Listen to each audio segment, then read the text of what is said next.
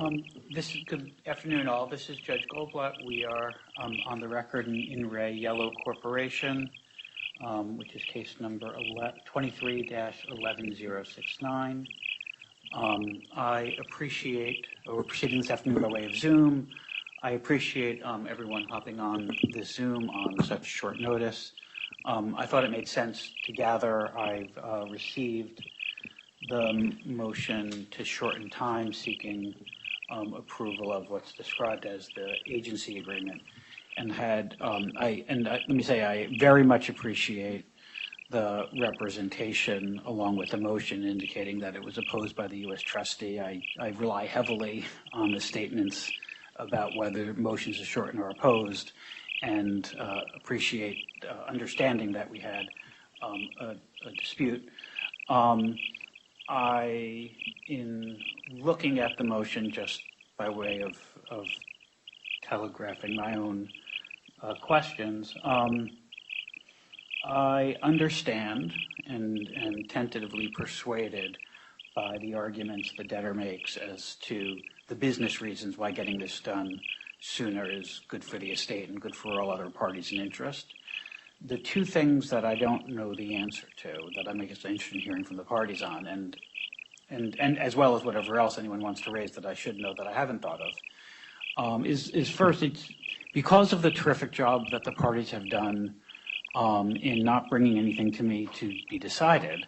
I feel like it just isn't obvious to me from my vantage point whether there's any party who's likely to be opposed to this motion who's being jammed by this relief. Someone, obviously I understand, would be opposed to the substantive motion, for whom this would be prejudicial. And in that respect, the fact that we've got 100 parties on this call perhaps gives me some comfort that if there is someone who is likely to object and needs more time, they'll tell me. And they asked the other set of questions I have that, just on quickly looking at the substantive motion, was a question of mine, is this a professional retention? And if so, do we have, or will we have by the time of the hearing, the appropriate disclosures of disinterestedness necessary to enter an order approving the retention of a professional? So those are the questions that occurred to me. But again, happy to hear from whatever else hasn't occurred to me. So Ms. Smith, that's enough words from me. Let me give you a chance to be heard. Sure, thank you, Your Honor. Can you hear me okay? I can. Okay, great. For the record, Allison Smith, Kirkland & Ellis, counsel to the debtors. First off, just wanted to thank Your Honor for those statements, and we do fully acknowledge that this is not the first time in these cases we've asked to be heard on a pretty quick basis or less than full notice, and continue to be very appreciative of the court's accommodations in doing so. And in making these asks, we've always prioritized and so far succeeded in achieving the consensus among our stakeholders that you noted in your intro. So I'm happy to address more substantively, although it sounds like you did have a chance to read our pleadings despite venturing a little bit into the later evening hours last night. But I'm happy to address the two questions you raised. With respect to any potential prejudice or parties that may be, to use your phrase, getting jammed, we're not aware of any. We did endeavor to craft the relief that we're seeking to be sure that, to the extent anyone had that concern or had rights, those are properly preserved. We noted in the pleadings with respect to lien holders, other than those pre-petition secured parties, so parties that have to date asserted mechanics liens or the like, those liens will attach to the proceeds and will be dealt with that way. I did want to note, I see lots of parties online, I'm not sure if this party is, but we did receive an informal outreach just before today's status conference, raising the issue of what happens to historic fees that we're already accruing. So we're happy to work with parties to ensure that, to the extent there are concerns there, those will be properly addressed in advance of Monday's hearing. And with respect to your second question with disinterestedness, we did file a declaration. The agent did include a declaration of disinterestedness with our pleadings last night. It was at docket 856. Oh. So to the extent that that does not address the concerns, of course, happy to supplement that or work with okay. the U.S. trustee or the court to retrieve that. Okay, apologies. In flipping through this, hadn't seen that had hit the docket. So thank you for that. Okay, so that is very helpful. I guess unless Ms. Smith, there's anything else, I guess I propose to hear from Mr. Shepard to hear the basis for the U.S. trustee's concern with your motion. Mr. Shepard. Good afternoon, Your Honor. It's a pleasure to be in front of you. So, hopefully you can hear and see me. I can. A little bit of a new setup here, so I'm not sure it's actually going to work. But we'll see. Hopefully I can, Your Honor raised two questions, and hopefully I can perhaps either dissuade you from what you may have wanted to rule, and hopefully I can use my advocacy skills that I've acquired over almost 40 years to get you to perhaps see the issue in a little bit of a different light. As to the party who's getting jammed, I can tell you the party who's getting jammed, and that's Arrow. And I'll try to address the points sort of as we go.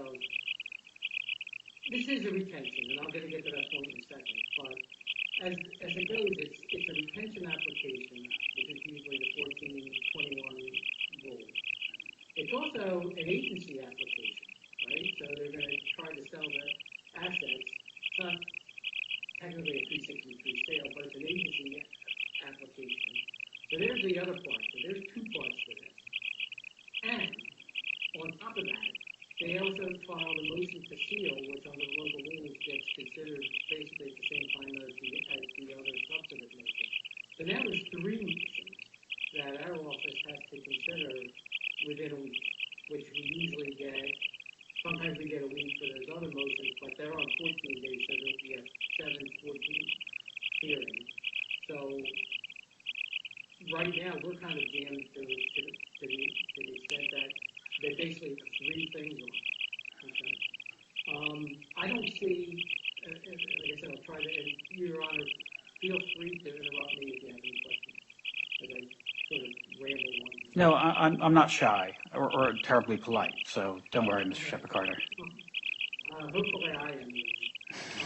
Not shy, but polite. But here's something famously would always say. Here's the thing. The thing is that not only do we have three applications that we have to consider, but the retention itself, this is not like that situation that was in the Vietnamese coal where I think you had the same entity, and that had to be done on a little bit more expedited because they were looking to have the auction approved. Right. This is a 6 month. This is a 6-month process. This is not an immediate where we're going to auction everything off. This is not the melting ice cube. This is the glacial. This is glacial. This is going to go on for 6 months. So it's not necessary that that the retention and the application and the short notice or the sealing as well, because that's a whole other issue, need to be done on 7 days notice. The retention itself, that declaration is woefully deficient. We will be, I know I already have a bevy of questions for the debtors and perhaps counsel for the auctioneer as to different aspects of that retention, what the affiliates, the connections are, to make sure that disclosure is fully made. If you look at it now, looks like they've only served 6 parties in the case, and I know this case is chock full of parties. They have at least 100 on the line here. How many notices of appearance has been filed? I sort of was keeping track of it, but then I kind of lost track because it became too unwieldy, and I just don't have the bandwidth to be able to do that. So again, I don't see the exigency of why this needs to be done. It doesn't need to be done on such a quick notice because of the fact that the retention is going to take, it may take more than a week to get all that resolved. And then we have to file an objection. We're jammed because we have to file an objection to that, to the agency part of it, and to the sealing. Again, I know the sealing's not on, but it's on for the short notice because it's related to this. And I don't see the reason for sealing the fees because nobody's going to know basically what fees are going to take place. If you read the agency agreement, somewhere buried in there is this idea of a private sale or a private treaty. I think you have to look up what a private treaty is, but maybe that's got something to do with the Canadian aspect of this. I just don't know. But again, this is kind of going to be done. I don't know what's behind closed doors, but it's going to be kind of done in the shadows with respect to the sale, and then eventually information, I guess, will come out as to what's been sold. But I'm not sure exactly. Okay, and Mr. Shepherd, just to be really clear, Yes. all we're deciding today is process for deciding. So the merits of whether the motion is a good or bad motion, I think I'm going to reserve judgment on. Obviously, to the extent you're saying it's complicated, therefore we need more time, that point is fairly taken today. But I just, there's no need for anyone to preview the merits positions. Right, and I'm not previewing the merits, but the merits go to the short notice because it's going to take us time to get to the merits. Okay. The disclosure is important. I mean, we all know how important disclosure is, how it can jam up a professional or anybody if the disclosure is not made and comes out later on to find out things that probably should have been disclosed that weren't. Okay. And Mr. Shepherd-Carter, on the timing issue, as I understood the debtor's position, you're right that it's a 6-month process, but as I understand, what they've explained is that this won't start until the order is entered, and the process essentially is going to run past the rejection of the leases, so that essentially every incremental day that it takes, that sure they'll work harder if they get it done in less than 6 months, they will, but it looks like it won't get done before the debtor ends up having to sort of pay, sort of incremental rent for the space. So what's your response to that point? Well, I mean, other than that, that's life. I'm not sure how it all goes in timing. Like if this was heard, I'm not asking for you for your honor's accountant situation, but if this was heard like on the 30th, that gave us 14 days to get to the 30th, and then it was heard on the 30th. I know that's kind of getting your honor up. No, I'm happy to read fast. That could, one, it would facilitate a resolution, because we're not, like, if I'm jammed up on a 7-day, I understand. my thing might just be to file an objection and deal with it. I understand that. Right, if I'm 14 days, I can reach out to counsel, which I always do, and they know that I always do. Okay, so you're saying if you had 7 more days, you'd be better off? Oh, yeah. Okay, I'm not here primarily to mediate this timing dispute, but understanding the bid and ask is helpful. Okay, anything further, Mr. Shepherd-Carter? All right, let me just see.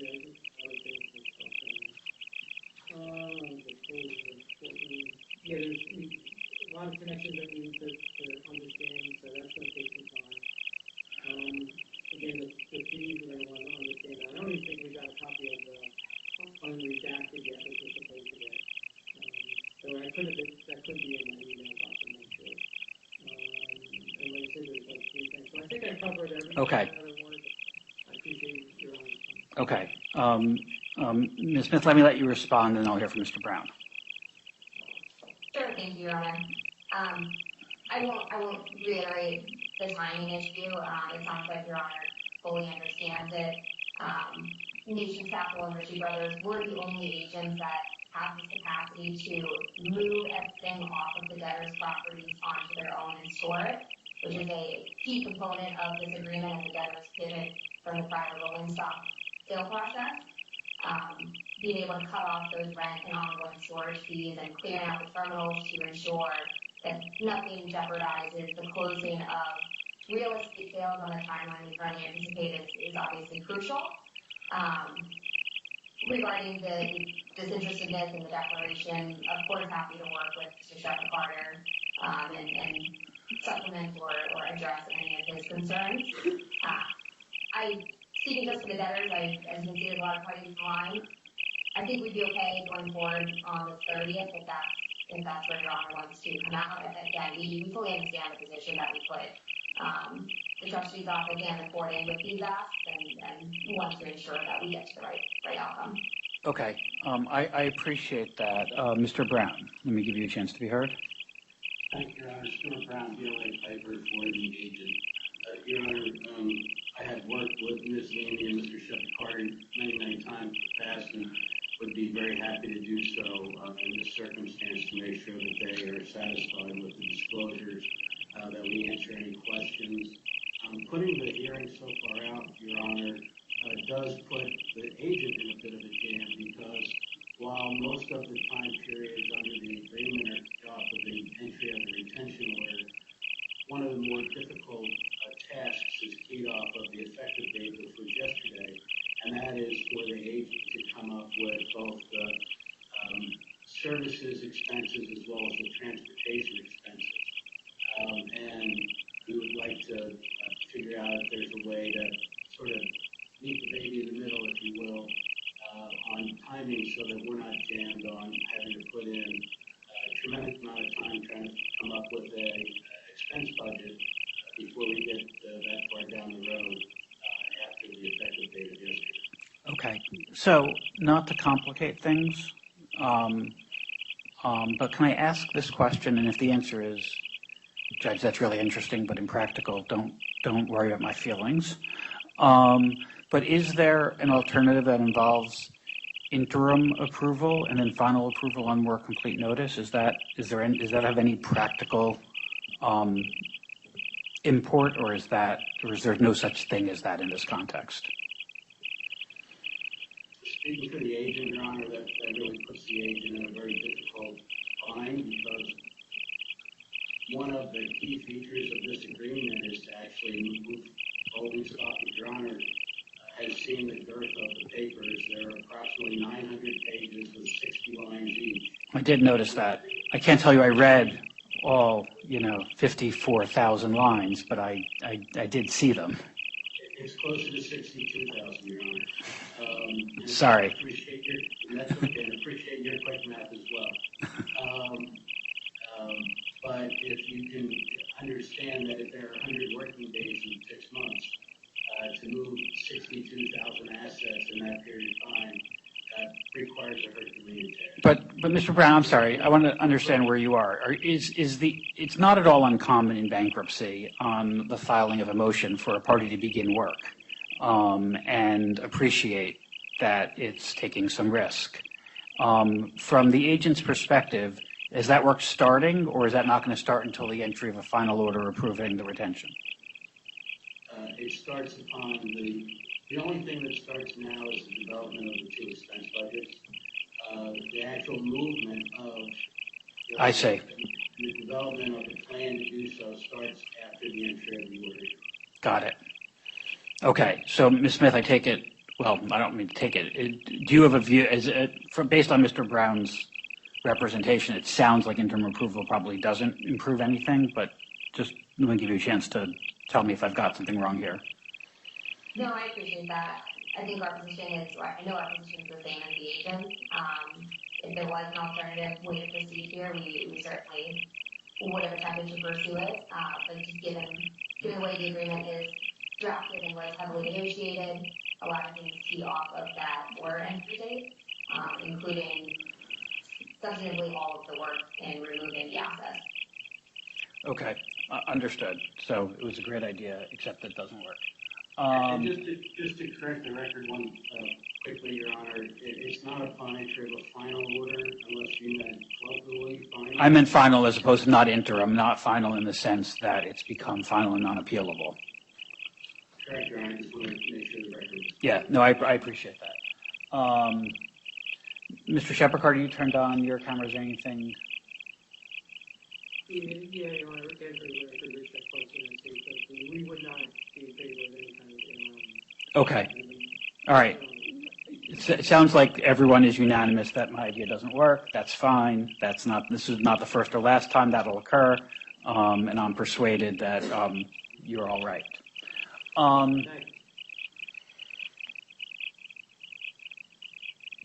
In terms of dates,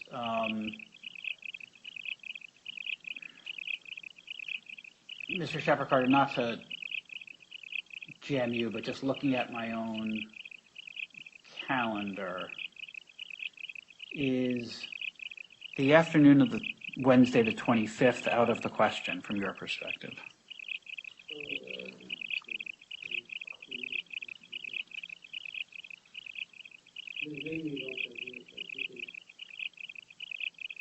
Yeah, I'm happy. Again, no ceremony. I'm happy to, if you need, any of your colleagues to chime in.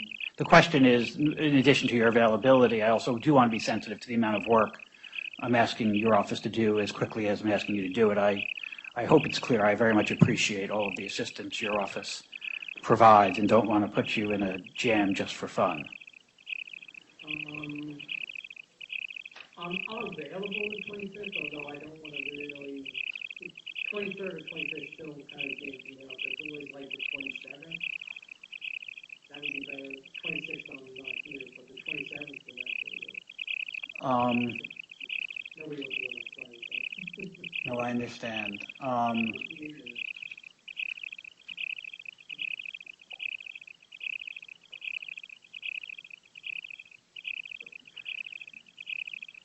From the debtor's perspective, how's the 27th? We can be available, Your Honor. Okay. I will rearrange my calendar a bit. And what if we did this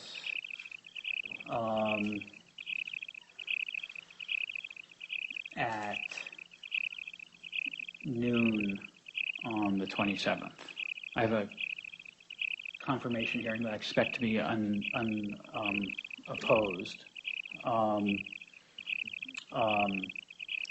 at 10, but I think that a noon hearing should work. That would work. One with objections to do, like I said, I'm not here this day, so. If we can have objections to that day, but early, like. That's fine. 10 a.m. That's fine, thank you. on the 27th, and I'll read fast during an unopposed hearing. Actually, why don't we make objections due at 9 so that I actually look at them before I get on the bench? Okay. That would work for us, thank you. Let me, before we say that, is there any party in interest that would like to be heard with respect to that proposal? If so, you should turn on your camera. And Ms. Leamy, I take it you and Mr. Shepard-Carter agree about this? Correct, Your Honor, that's fine. Okay. That's fine. Okay, Mr. Brown, would you like to be heard on this? I just have a request, Your Honor, and that is whether my declarants have the ability to appear by Zoom if resolved everything with the U.S. trustee. So let me say the following. If everything is resolved with every party you know about the night before, then if someone shows up and raises an objection and surprises you, and we have to do testimony remotely, we'll live with that. But if you know of an objection the day before, then the witnesses need to be here. So if we expect it to be unopposed the night before, it's fine for the witnesses not to come. But if there's a known objection, then it's an in-person hearing. Thank you, Your Honor. I understand that, and we'll work toward that end so that there's no objection. Okay. And Ms. Smith, from the debtor's perspective, this is all agreeable? Yes, this works, Your Honor. Thank you. Okay, so just one last time, now that everyone knows what we're about to do, unless you persuade me otherwise, is there any party in interest that wants to be heard in opposition to this proposal? Okay, if not, I guess what makes the most sense, so I don't make a mistake, is if counsel for the debtor could upload a revised form of order reflecting what we just talked about. If you can run it by the U.S. trustee, I'm not sure I need a formal certification, so long as you're uploading it as a representation that the U.S. trustee has signed off, and we'll then enter the order.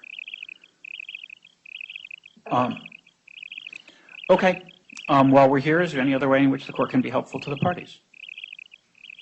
Okay. If not, Okay. Okay. Thanks to everyone, and with that, we are adjourned. Thanks. Thank you.